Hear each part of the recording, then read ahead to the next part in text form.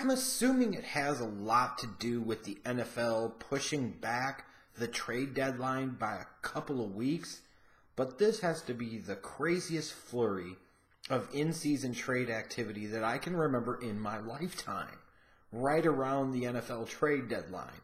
Almost kind of quasi-acting like the trade deadlines you get in the NBA, Major League Baseball, the National Hockey League. That's the one thing you really wouldn't get a whole lot of in the NFL were big notable trades during the season, especially several of them. And we've got several of them this year. Just interesting how this worked out. And I think beyond question, the biggest, most notable trade, of which there were several, during this year's trade deadline period has to be the trade of Jimmy Garoppolo to the San Francisco 49ers in exchange for a 2018 second-round pick.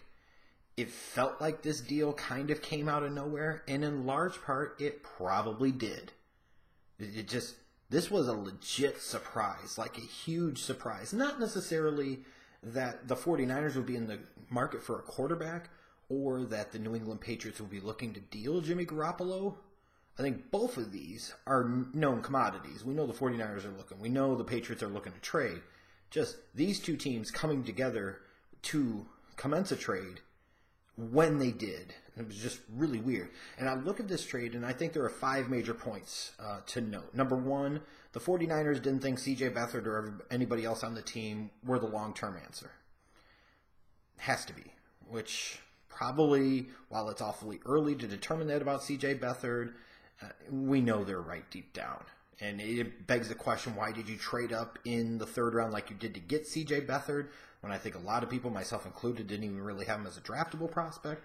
But, sometimes guys fit your systems and you value them more than others. I get that.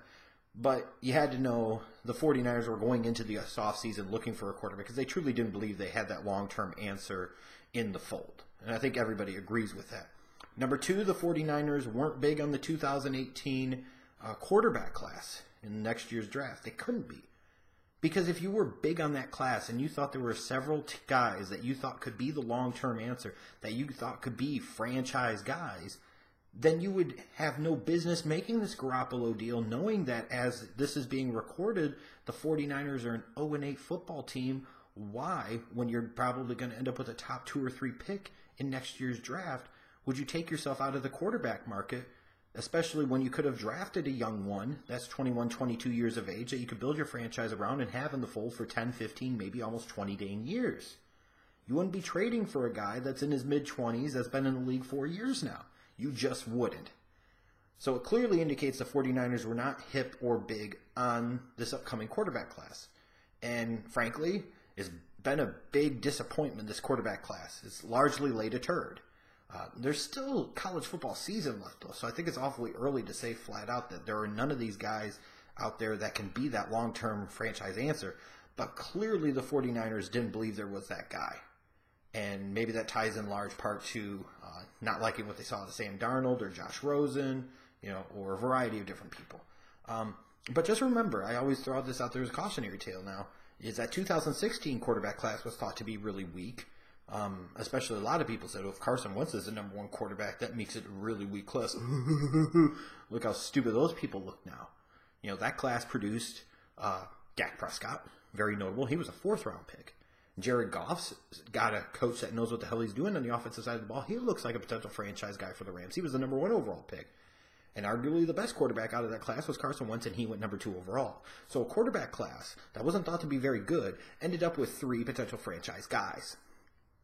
But if you had looked back at October of 2015, people would have looked at that class and been like, oh, there's no way in hell, or they would have been pumping up people like Cardale Jones, Connor Cook, Christian Hackenberg. So a lot can change. It's very interesting that the 49ers would make this kind of statement, this type of decision, and that's clearly what they did. Number 3, the 49ers must have felt they weren't getting Kirk Cousins, and this is probably true, especially because Kirk Cousins could end up still being brought back in Washington with the transition tag, even though that bumps up the annual value. There's nothing to say with all the cap room the Redskins are going to have this upcoming offseason that they wouldn't just do that, or they might finally bite the bullet and sign him to a long-term deal. And frankly, from the 49ers standpoint, I know there's a thought of his fit in Kyle Shanahan's offense, but do you really want to be rebuilding your organization, and that's what the 49ers are doing. This is a full and complete rebuild. Do you want to begin your rebuild? And once you get that quarterback, that's officially when the rebuild truly begins, around a 30-year-old quarterback. I wouldn't. I'd rather have the guy that hasn't even entered his peak. I'd rather have the guy that's 21, 22 years of age, or at least in his mid-20s. I wouldn't want a guy pushing 30. Because by the time I get the team built up around him, he's going to be on the downside. Now I'm looking to replace him, and it's like this cycle that they're never going to align properly. So it's probably for the best. But I think that's a big factor, too, is they didn't think they were going to get Cousins. Number 4, I think the Patriots, looking at it from their perspective, truly believe Brady's going to play several more years. And I think that's true. He could play another 3, 4, 5 years. Now, is he going to play this well that much longer? That's a pretty big ask, asking a guy to play at that high of an elite level at the quarterback position in the National Football League until he's 43, 44, 45 years of age. Not too many guys have done that because, really, honestly, nobody's ever done that. Could Brady? Yeah, if anybody ever was going to, it's going to be him. That's still a pretty big ask. And furthermore, it's really weird to do this deal mid-season, even if you believe Brady's not going to get hurt, which is still a risk, even though he generally always is healthy. I mean, you could have one hit like Bernard Pollard got on him in the opening game of 2008, and he misses the entire year. You never know in the NFL what happens from one week to the next, especially the way this season's going with some of the big notable stars getting hurt. Did you really want to sit there and trade the 2 backup quarterbacks you had invested somewhat premium picks on in the 3rd-round pick from 2016 in Jacoby Brissett and the 2nd-round pick in 2014 in Jimmy Garoppolo? Now what are you talking about, bringing maybe a Brian Hoyer to be the backup? I'm sorry, that would feel to be like taking a step back or two. Yeah, he's familiar with the system. Well, a lot of guys can be familiar with the system. It doesn't mean that they're any damn good. But in that case, it's just really weird to me to create that type of upheaval on your roster at that important of a premium position where one hit means that you're going to that guy when you had already traded Brissett early in the year. It's just really strange how that works. But number 5, and most importantly, I think the most important part of this trade is I don't give a crap what anybody says. I don't care how anybody's going to spin this. My personal belief is if the New England Patriots, and most specifically Bill Belichick, thought that Jimmy Garoppolo was going to be the long-term guy and going to be a big star, a franchise quarterback, they would not have traded him. Period. Or if they would have traded him, they would have stuck to their guns and gotten a whole hell of a lot more than a 2018 second-round pick. I don't know about you. I don't care what team and what division and what conference I'm trading. But if I'm trading a young franchise quarterback and a guy that I know is going to be a franchise quarterback just based off the situation, it's not going to be here, I'm not trading him away for just a second-round pick. That's insane. That's insane. Now, will anybody met that price? Maybe, maybe not. But the fact that the Patriots only got a second-round pick means they probably weren't asking for a whole lot more than a second-round pick, meaning they were trying to make a move for specific reasons, and ultimately belief being from the coaching staff and the organization that he wasn't going to be the guy. Because even if you thought Brady could play another 3 or 4 years, you could have potentially tied Garoppolo up with the franchise tag the next 2 years, kept them there a couple of years, and made sure that Brady was still good. And if not, then you got Garoppolo who's been sitting waiting forever. To me, the Patriots wouldn't have traded him if they thought he was the guy. That's just my thought. And based off of the price they got, it indicates that they were unsure that he was actually that type of dude. And to be just in general, this is kind of a weird trade. Why wait till the midseason to do this deal?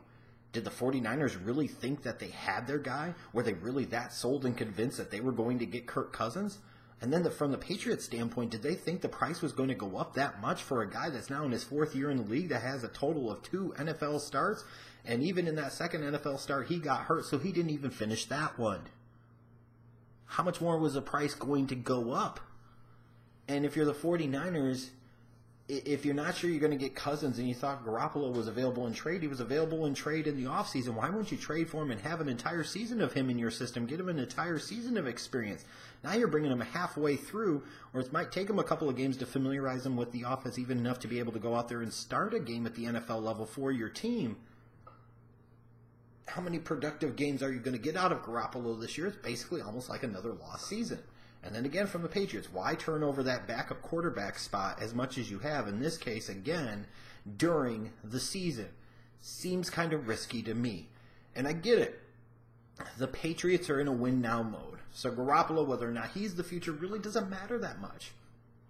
But if that's the case, and that's fine, they are in a win-now mode, and they should be in a win-now mode because the future doesn't matter, because the future is right here, right now. Then why the hell didn't the Patriots get some immediate help in this deal? I'm not saying the 49ers had a lot on the roster offensively or defensively to trade off anyways. But from the Patriots standpoint, I'm sure they could have found somebody on offense, somebody on defense, maybe a couple of guys on defense, and said, hey, you know what? We don't want draft picks. Give me that guy. I can work with him, and I can make something out of him. And that's been Belichick's history over the years. Get these guys and coach them up. The Patriots, in a clear win-now mode, got absolutely no immediate help when they're trying to go back-to-back. That was just beyond odd for me. They didn't get a single player that could help their active roster now. And honestly, from a Patriots standpoint, you don't care a whole hell of a lot about the picks in terms of getting young guys anyways. That's part of the reason you traded away your first-round pick to get Brandon Cooks in that 2017 draft. You shuffled your second-round pick to move back a little bit in order to get Coney Ely, who you ultimately ended up cutting any damn ways.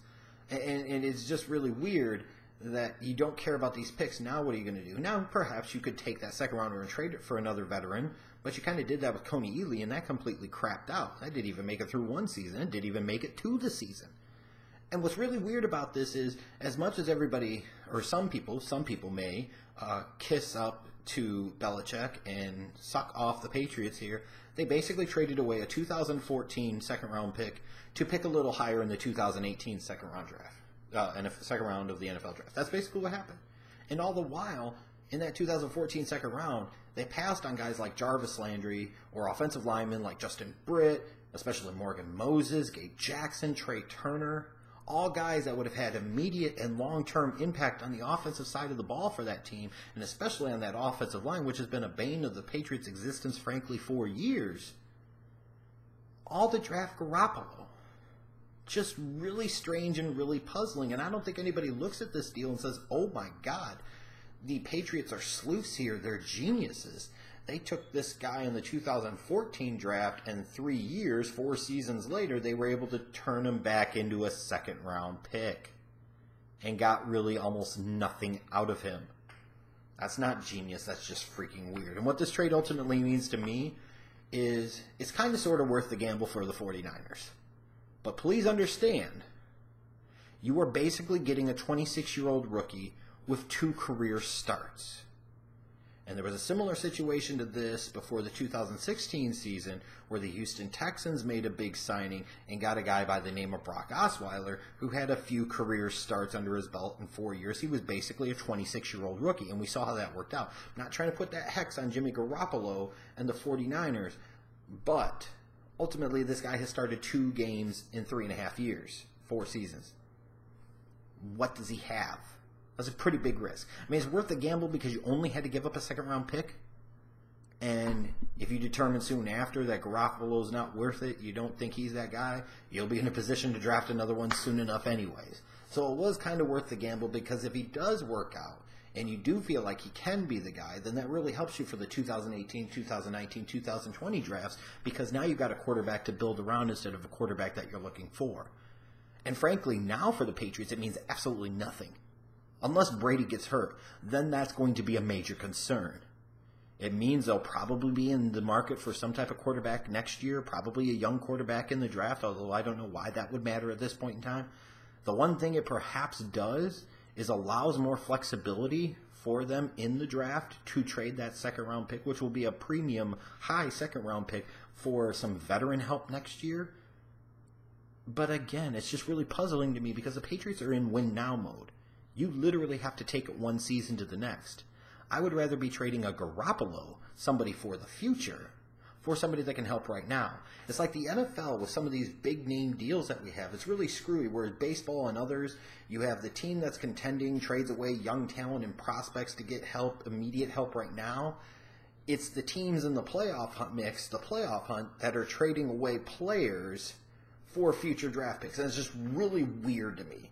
This deal is weird.